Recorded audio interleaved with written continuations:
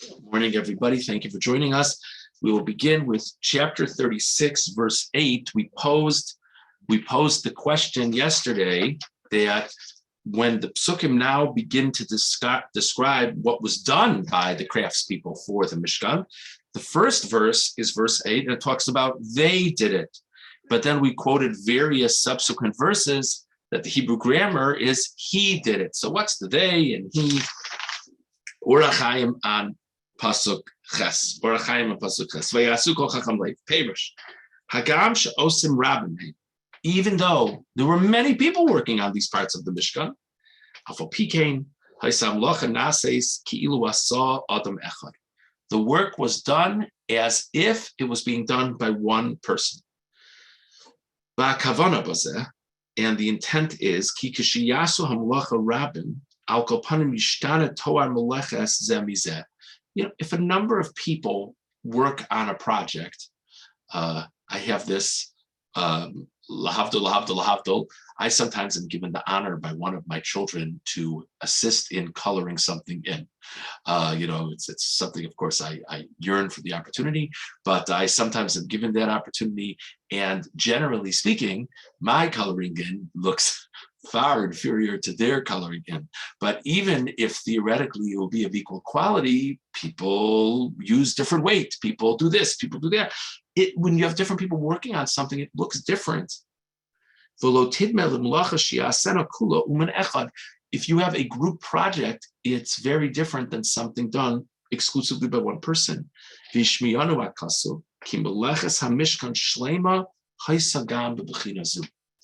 The Torah is informing us that the Mishkan miraculously, was done. It looked as if one person had done it all, that the craftsmanship was with remarkable consistency. Basically,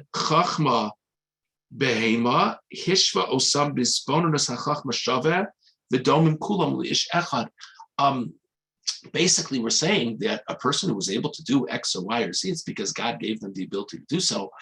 Miraculously, God gave them all equivalent abilities, and therefore, so it all looked the same. It says,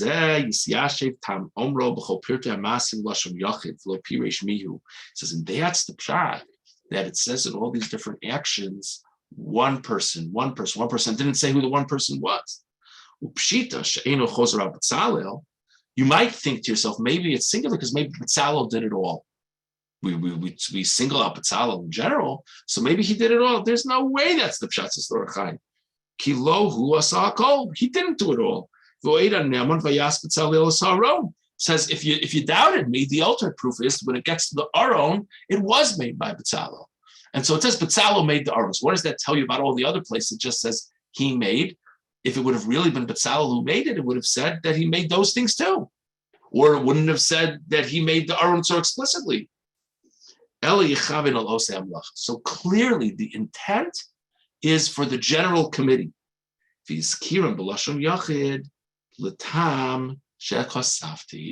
yet it says it in singular for the reason that we're saying. So back to Scott, you mentioned your translation yesterday. So back to that point, the Orach Chaim would say that the pshat and the pasuk, if you were trying to figure out, was it a he who did it or was it a they who did it? It was definitely they who did it.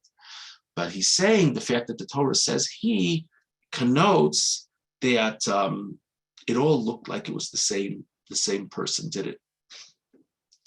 Chacham Leiv Bo say, and that was part of God's kindness to the people in how he imbued them with the skills and the talent to do this. Ula sheyirmo shebe'emtzos asiyasam hamlacha ubsibasa nasu chacham leiv. Orach Chaim has another point over here that that is an interesting thing to think about. If you look again at verse 8, it says, all of the people with wisdom of the heart did among the doers of the work. There's too many doings in there. In other words, in the doing of the work, that in the doing of the work feels a little clumsy when you're trying to translate the pasuk. So the Orach Chaim suggests that maybe what the pasuk is intimating is that second doers is explaining how they became chacham leiv, how they became people of a unique ability. through doing.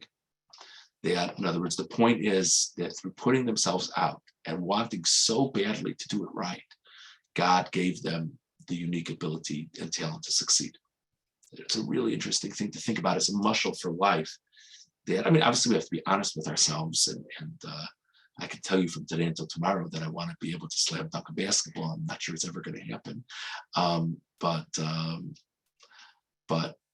bottom line is the idea that if there's something that I want to do for the right reasons, and I'm really, really ready to work at it, maybe God will bless my efforts. And then that's sort of the point that he's saying is coming out of this pasuk.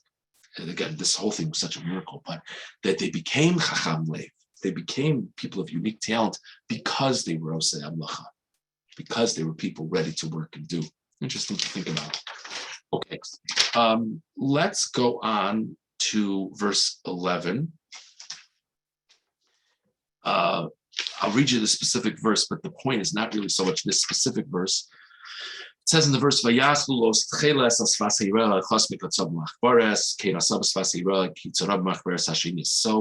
pasuk here is talking about the different loops that were made on the curtains of the Mishkan. And there's a very obvious question you could ask across this parsha, which is, do all these psukim really need to be written in the first place? These are all based on instructions from earlier parshios. Couldn't we really cut out the second half of this parsha? This was verse 8 was the beginning of Revi'i. And it's basically telling us all the things that people did. Couldn't we capture it all in a pasuk or two?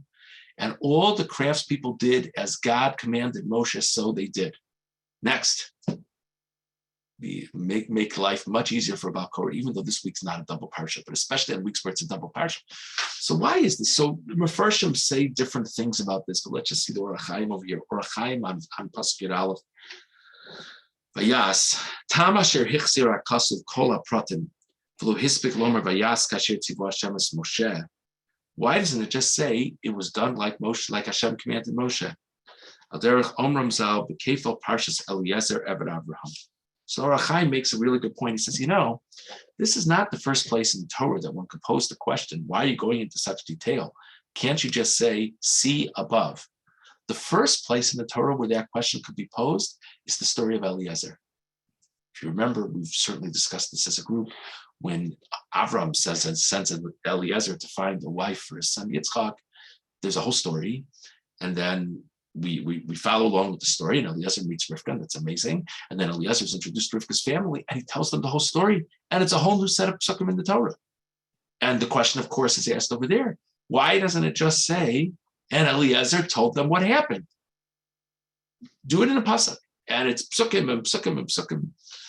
So the Orach Chaim says one of the classic explanations over there, ki mitoch shechaviva alav nichtava beis pa'amim. It's to show God's tremendous affection for the figure in the story. And that's the famous medrash that Rashi cites, that Yafa sichasan shal avdei avos yosef b'gufa shel Torah.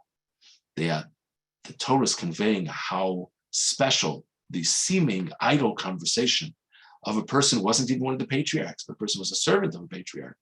And that's so precious in God's eyes that he gives a whole section of the Torah for Eliezer to tell over his story. The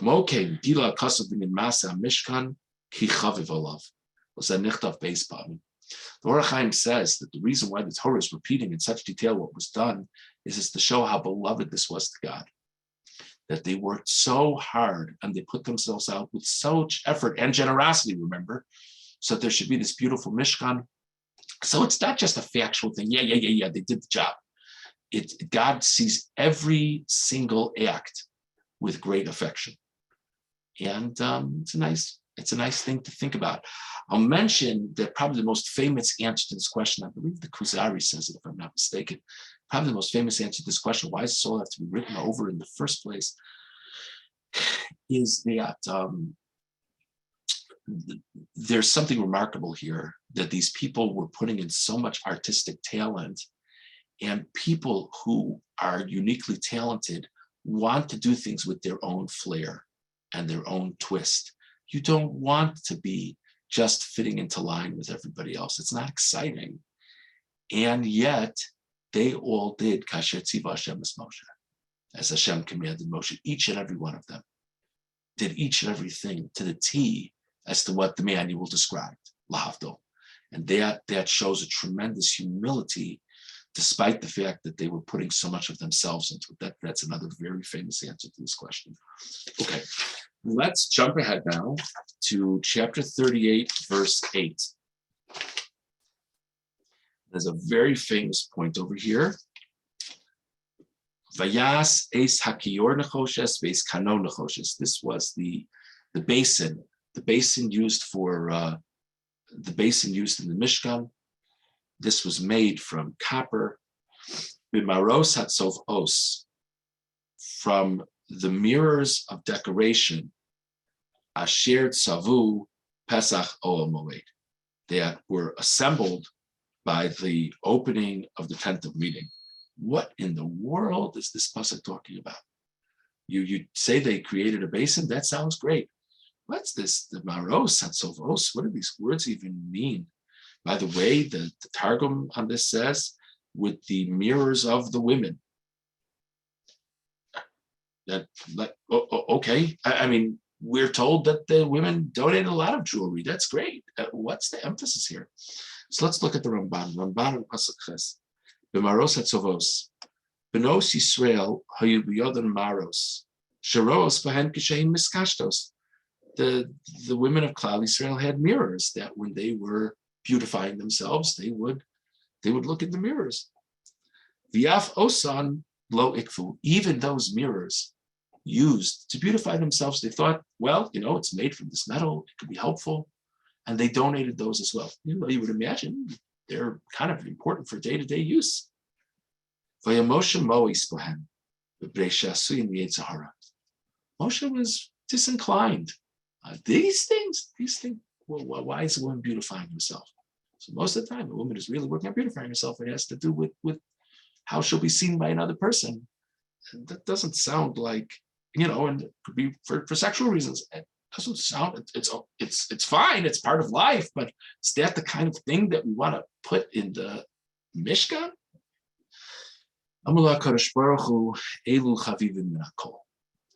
God said to Moshe, these are more beautiful than everything else.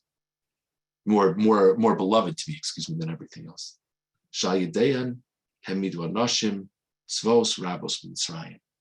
Because through these mirrors, to beautify themselves, the women of Klal Yisrael were able to assemble great legions in Egypt. There was a whole nation that all these children that were born, this we touch on this in all kinds of ways in the Drushim, that the men in Egypt were ready to give up. Who needs this? And women would beautify themselves and entice their husbands to have relations. And it gave them hope in life, and it built the next generation. Now, this